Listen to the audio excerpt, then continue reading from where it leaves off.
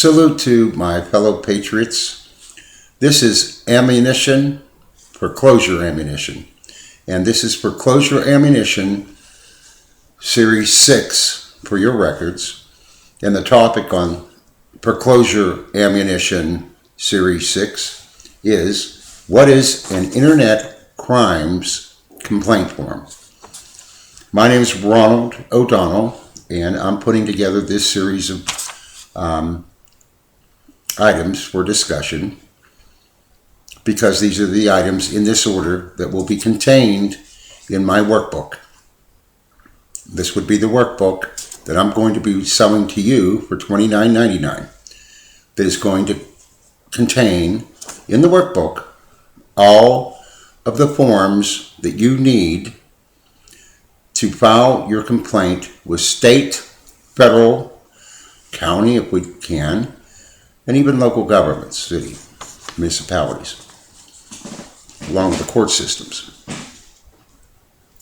So, beginning with what is an Internet Crimes Complaint Form, most of you probably didn't even know that there was such a thing, but it's a government complaint form. If you would hit your website right now, Google this, it's called IC3.GOV.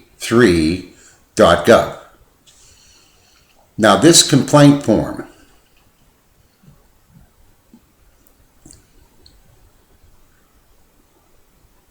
you would go ahead and go on to IC3.GOV and push up complaint form. I have one right here.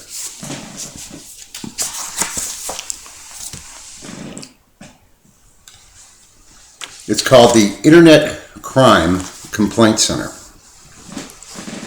They're going to ask you personal information, and they're going to ask you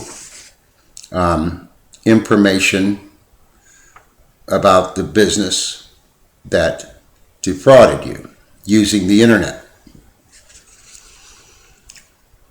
They want to know the website of the identifier, the IP address of the identifier if you have it, the IRC server, and if it's applicable, the chat room name, the Usernet news group, or any other information.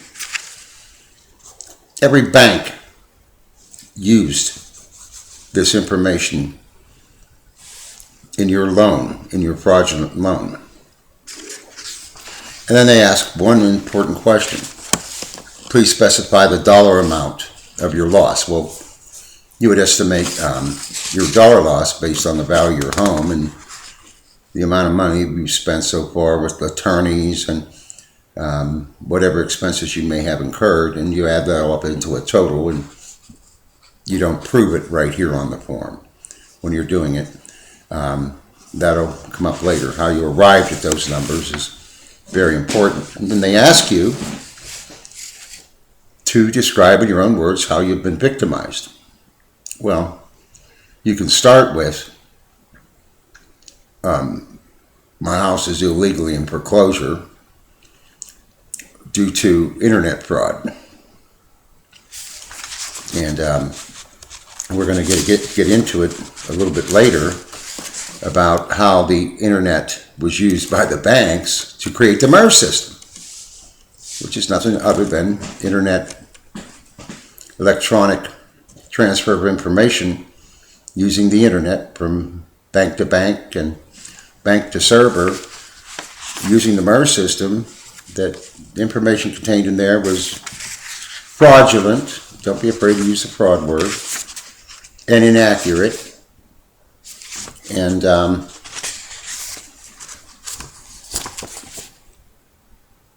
wrong. Now, who are these people? IC3.GOV monitors other agencies such as all of the banks, all of the Treasury Department activity, NASA, government military agencies like the Pentagon, the CIA, the National Security Agency, the NSA. They are the internet crimes police force for the world. And they have all of the information that ever happened to you. They even have all your texts, your phone conversations you've ever made. It's recorded. Every text and every piece of information concerning your loan number that the banks ever transacted. Pretty powerful agency. Very unbecoming name. IC3. Internet Crimes 3.gov. I have spoken with them. They're out of Pittsburg, Pennsylvania. Hey, Pittsburg. It's hello again. And they're in charge of internet crimes for the entire world. This little history, when they tore down the steel mills, they built the Internet Crime Center facility. Not all of it, but a major portion of it there in Pittsburg, Pennsylvania. A lot of people don't know that. Well, anyway, I want you to go on there, and I want you to print out a copy of your complaint referral form. Now, I'm going to give you, in my workbook, a copy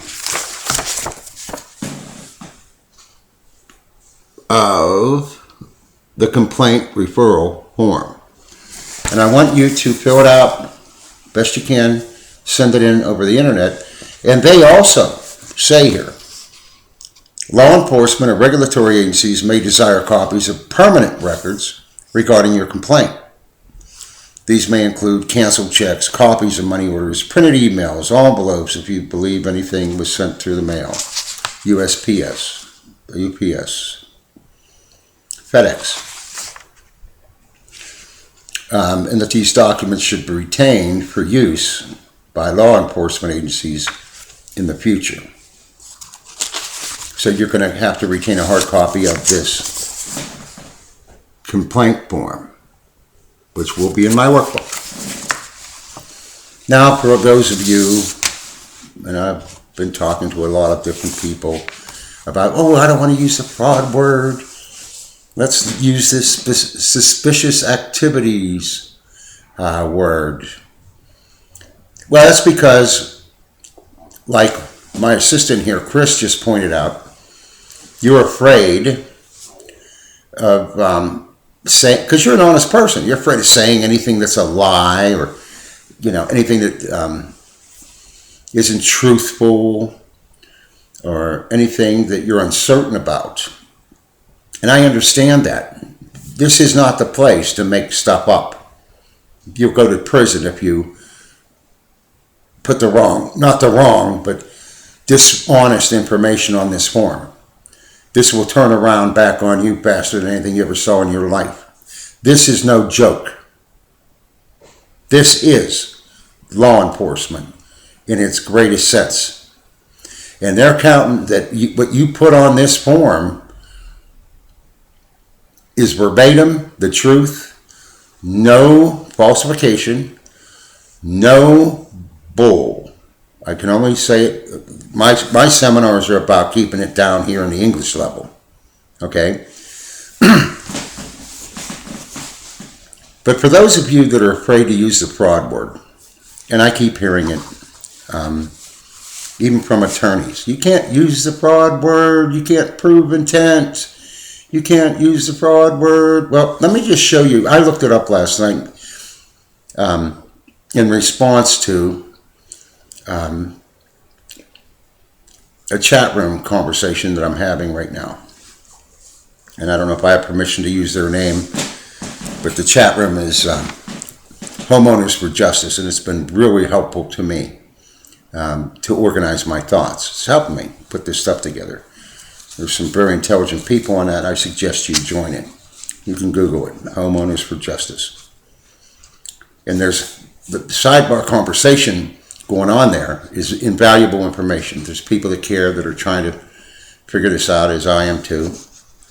But everybody's afraid to use the fraud word. And they call it suspicious activity or mistakes or errors because they don't want to offend people. Well, this is no time to worry about offending someone. So I'm taking a side out here, just a moment out, to show you why you don't have to be afraid of the fraud word.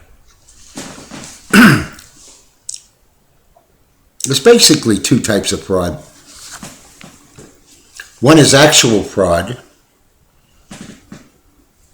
and one is constructive fraud.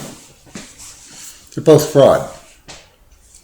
So when you're using the fraud word, you need to know this in your head. You can't prove actual fraud. A jury proves actual fraud.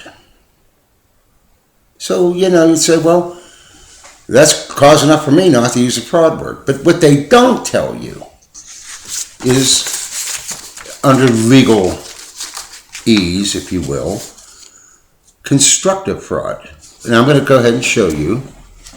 I hope this shows up on the screen. Constructive fraud and the definition. Okay.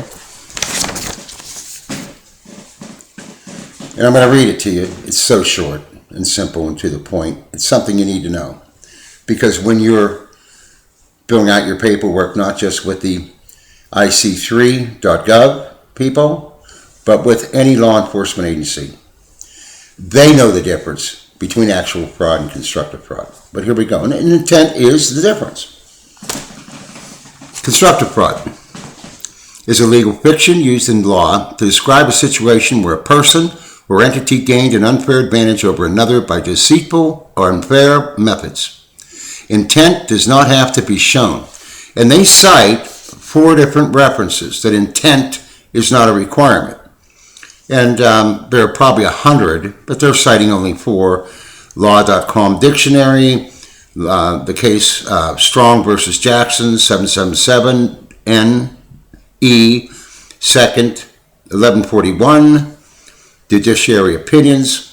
And then the 4th example they're using is a fiduciary duty is one such duty regarding banks. Constructive fraud. So when you're doing your paperwork, if you feel more comfortable and you have this intent issue, which I don't think is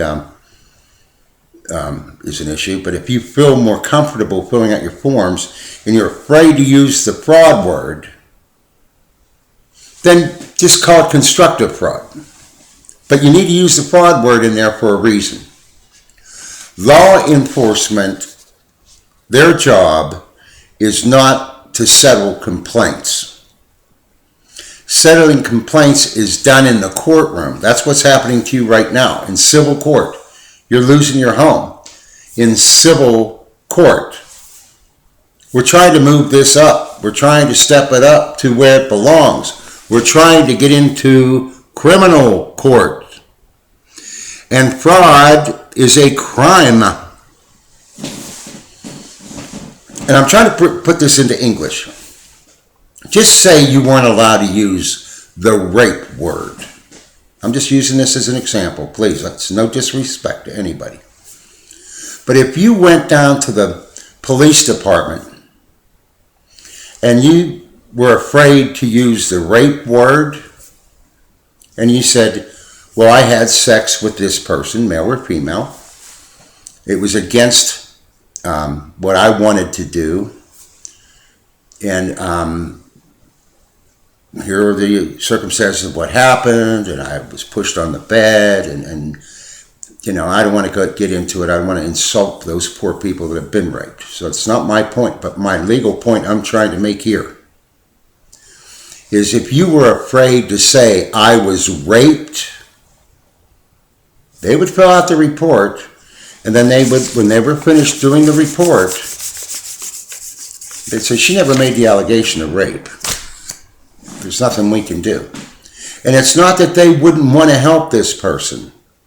But if you don't have the courage or the knowledge or the conviction in what happened to you was rape, and you don't tell somebody what happened to you, you can't expect them to go ahead and help you.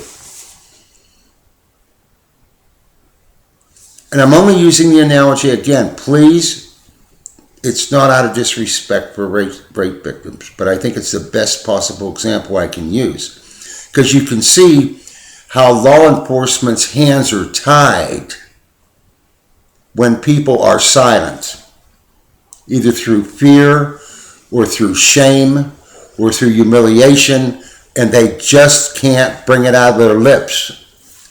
They can't put it in writing. They're afraid.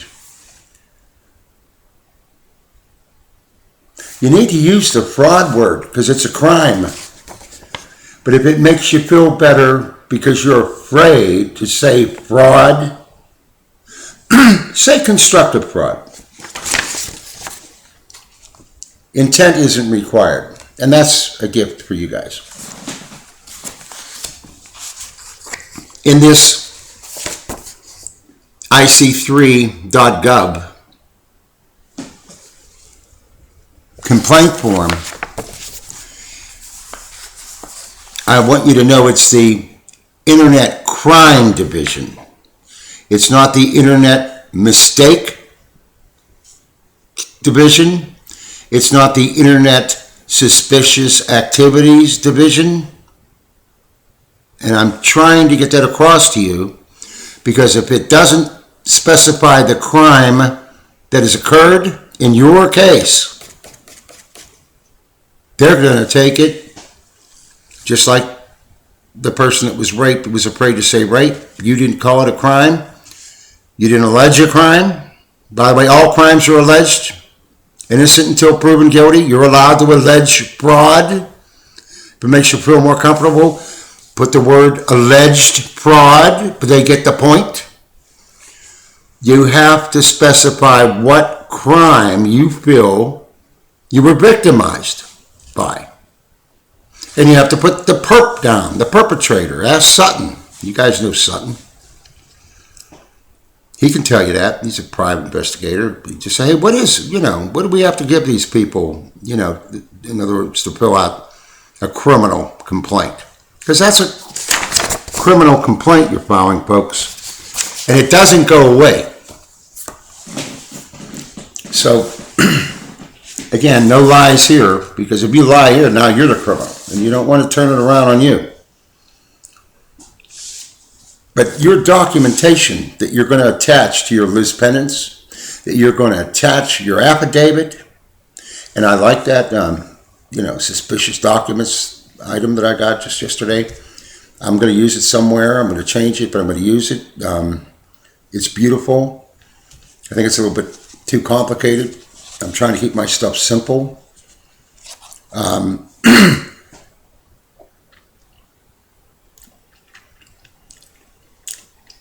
No lies here, but all the evidence you can possibly give them. Constructive fraud. And again, if it makes you feel better, constructive fraud describes a situation where a person or entity gained an unfair advantage over another by deceit, unfair methods. So with that, I'm going to go ahead and move on to the next video, which is what is an FTC complaint. Sounds boring, but believe it or not, it's helpful. It's going to be attached to your lis pendens. It's going to be attached to your affidavit. It's going to be attached to all the rest of your complaints. You're putting together a package, and my workbook's going to help you do that. If I keep going, I'm going to start charging $39.99. All right, so anyway, I'm going to cut it here. Chris, why don't you go ahead and let's move on to the next item, number 7. What is an FTC complaint? Thank you, Chris.